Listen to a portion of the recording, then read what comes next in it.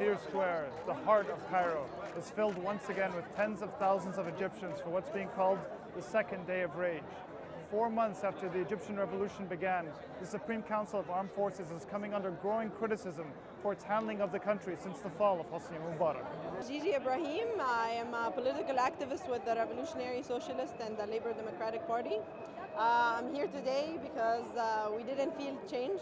Our revolution is being hijacked by the military council.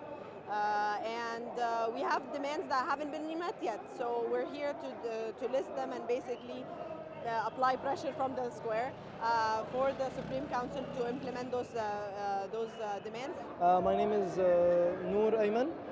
I'm a law student at Cairo University. I graduated political sciences at the American University of Cairo. Basically, this banner consists of all the demands, the specific demands that have a relative amount of consensus among the people on the street now, including the end of military trials for civilians, setting a minimum wage and maximum wage within a time frame with a specific time plan, demanding that the police come back to the streets in large quantities but with judicial supervision,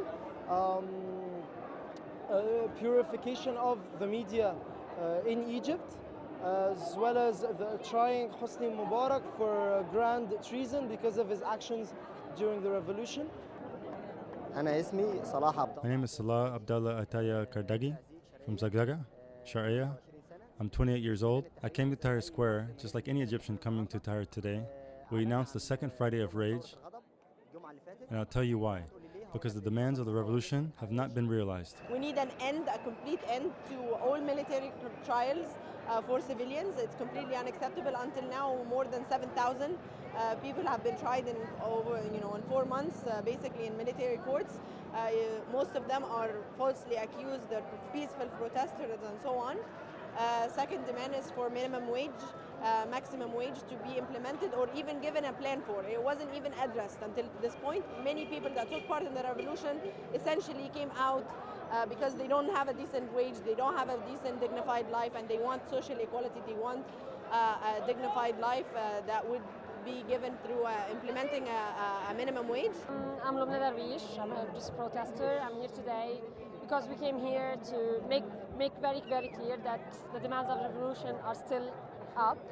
From the beginning of the revolution till now, we're seeing both like state media is either like supporting Mubarak or supporting now the High Military Council. They're always saying that like the army is a red line, Mubarak is a red line, whatever is a red line. So we've been seeing that every initiative came out of citizen journalism in Egypt.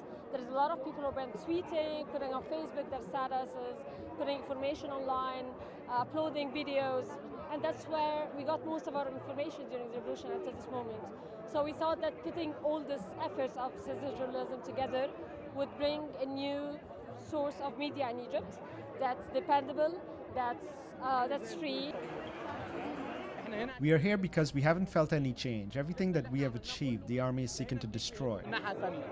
How can we be at a sit-in and the army comes and attack us on March 9th? I was one of the March 9 detainees, and I was just released just 5 days ago. I had a younger brother. He was the youngest martyr in Tahrir Square. He was 13 years old. For all those people who were martyred, it's unacceptable that they died for nothing. Hamad Dahshan is my name. I'm an activist. I've been here since I've been taking part in protests since the very first day.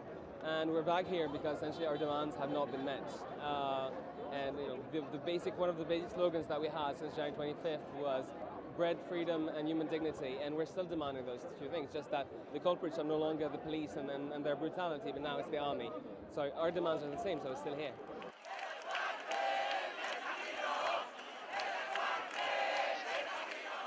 The calls for this protest have been going on actively for weeks, but one group is notably absent, the Muslim Brotherhood. They have been actively calling on people not to participate in today's protest. Many people thought that maybe because the Muslim Brotherhood are not joining, that the numbers are not going to be great. But just like you can see, it's full, and we did that all on our own. There are liberal groups, socialist groups, independent groups, and activists and human rights and bloggers and journalists and just average citizens coming from all over. Transportation workers, the independent union is taking part. So there is a group from the Christians also from Maspero protest, they're also joining. So a lot of different groups came out because they feel that the change hasn't come and we need to push forward and have our demands met. Today I think was crucial because through the last week they've been treating like the whole country like today is like the point we're gonna know whether the revolution is continuing or not.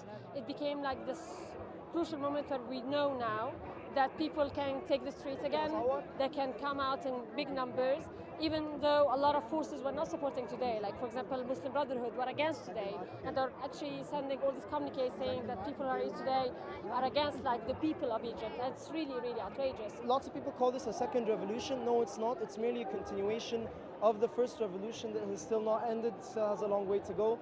This is just us finishing what we are trying to finish or continue what we started. We want the price of the blood of the martyrs that was spilled on the square. I was asked once on TV about the square. I said it means freedom. And nothing is more precious to an Egyptian than freedom. It's nighttime in Tahrir, and the square is still packed. Tens of thousands of Egyptians gathered here today to call for reform and to call for freedom, and to send a message to the Supreme Council of the Armed Forces that the revolution is still ongoing. For Democracy Now!, I'm Sharif Abdul Quddus with Nicole Salazar in Cairo, Egypt.